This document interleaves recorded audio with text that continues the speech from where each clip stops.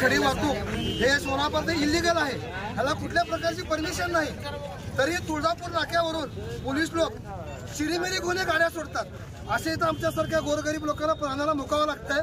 त्यामुळे सगळ्यात पहिला तिथल्या अधिकाऱ्यांना सस्पेंड करा, नंतर हे खडी कुठनं भरली त्याचा परवाना निलंबित करा, हा लिगल आहे की इलिगल आहे चौकशी करा, आणि नंतर मग ह्या ड्रायव्हरवरती आणि मालकावरती गुन्हा दाखल करा, मनुष्यबळाचा गुन्हा दाखल करा. मनुष्यबळाचा साधा सुद्धा गुन्हा नाही. जे ऍक्सिडेंट झालंय कुणाचं झालंय? एक मुलगीचा झालेला ऍक्सिडेंट आहे. वर्षाची आहे.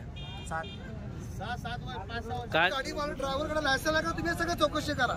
परवा दिवशी पण तिथे एक गेंटाळ चौकात एक लेडीज तिला जीवाला मुका 3 महिन्यापूर्वी पण अशीच घटना घडली सरस बिअर बार जवळ. एका लेडीजला डंपरच्या खाली असं तिला प्राणाला मुकावं लागलं. जड वाहतूकला मुळात परवानगी सोलापुरात नाही आहे, गाड्याला परवानगीच नाही. ही गाडी आता सोलापुरात कसा